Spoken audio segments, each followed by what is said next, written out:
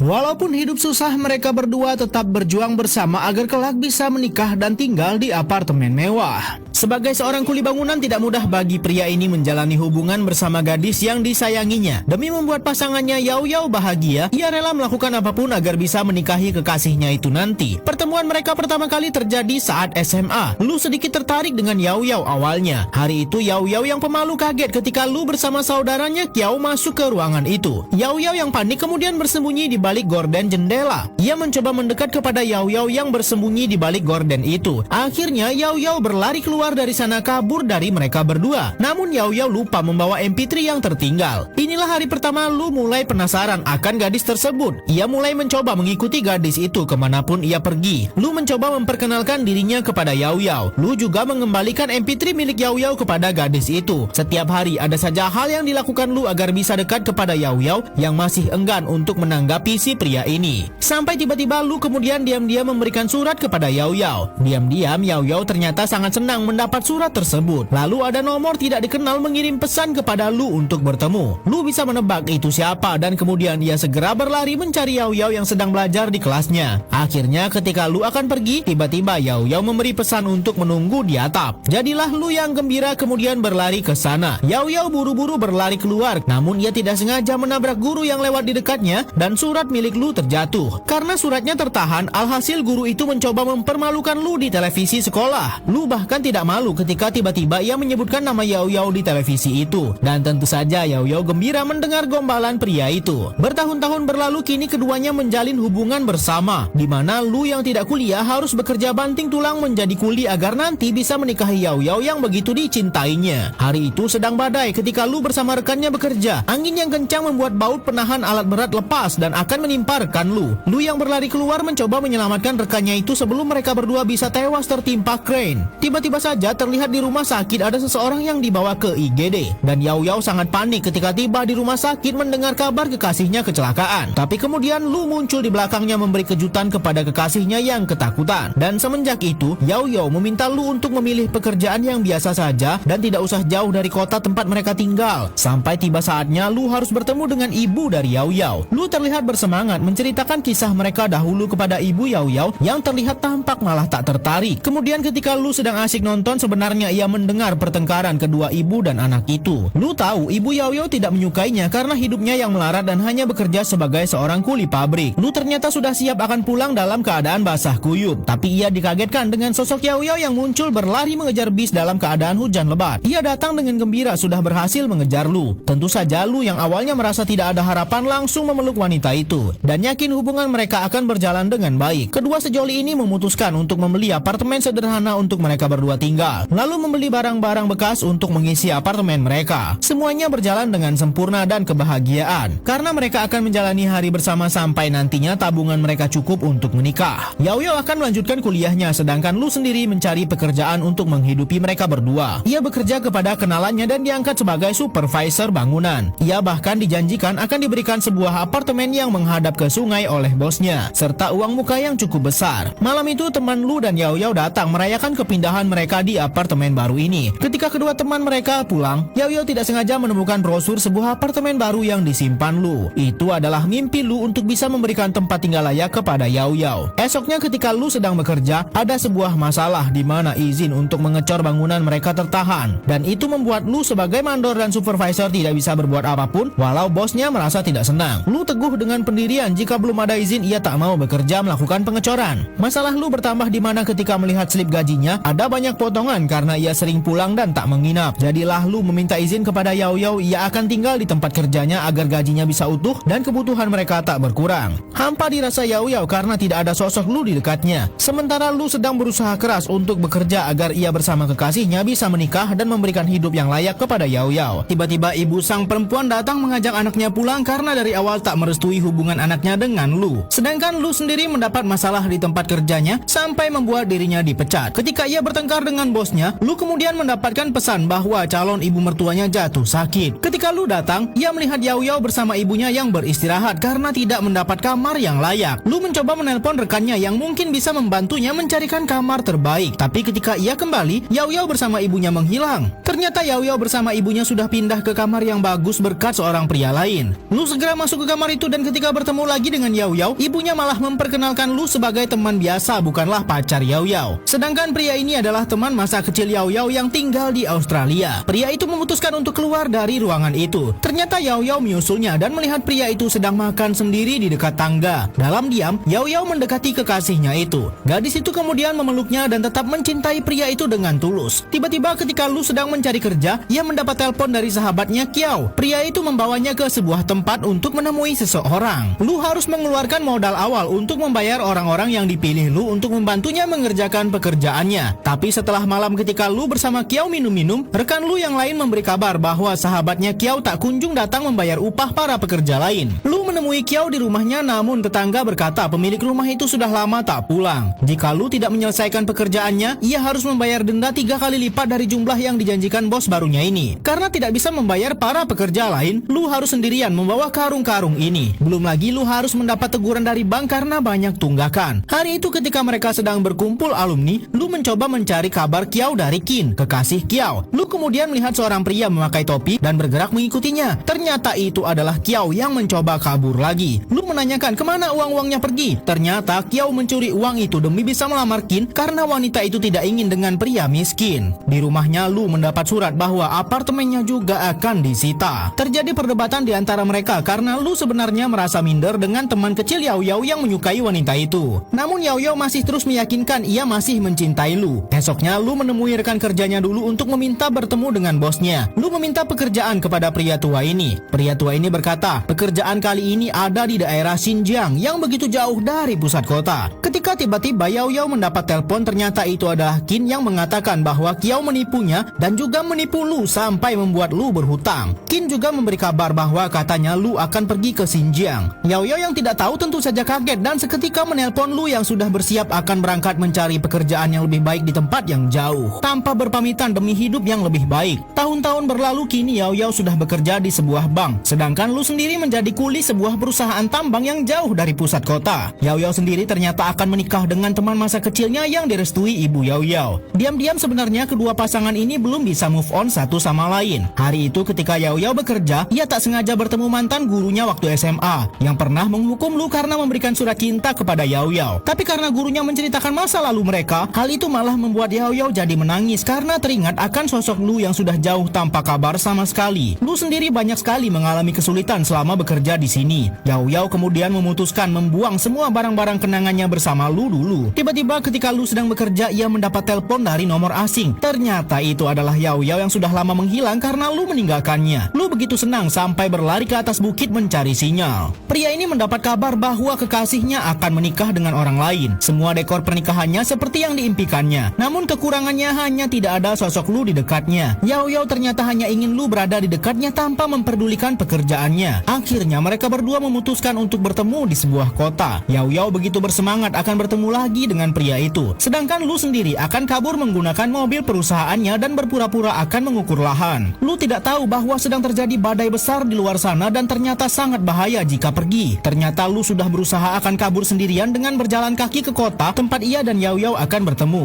Yao Yao sampai ke stasiun tempat mereka akan bertemu. Sedangkan di tempat lain, rekan Lu sedang berusaha mencari keberadaan Lu yang menghilang. Yao Yao yang tertidur tiba-tiba mendapat mimpi dirinya mendapat telepon dari Lu yang sudah datang di sana dengan keadaan bersalju. Dalam mimpinya mereka menjalani hari baru menjadi sepasang kekasih lagi. Bahkan kedua sahabat mereka hadir ke acara pernikahan mereka. Tapi Lu malah terbangun di tempat yang berbeda sendirian. Pria ini terbangun di tengah badai salju dan mengalami hipotermia. Pria itu terjebak dalam badai salju yang sangat parah. Para rekan Lu akhirnya menemukan tubuh Lu. Pria itu sudah terbujur kaku sambil memegang sebuah handphone. Buku catatan Lu tertinggal dan ada tulisan jika dirinya meninggal tidak boleh memberi kabar kepada Yao Yao. Pesan-pesan yang dikirimkan Lu baru saja terkirim kepada Yao Yao. Semakin lama pesan yang dikirim semakin menunjukkan bahwa Lu dalam kesulitan. Pada akhirnya cinta yang besar tidak akan membuat mereka bersama sampai akhir hidup Lu.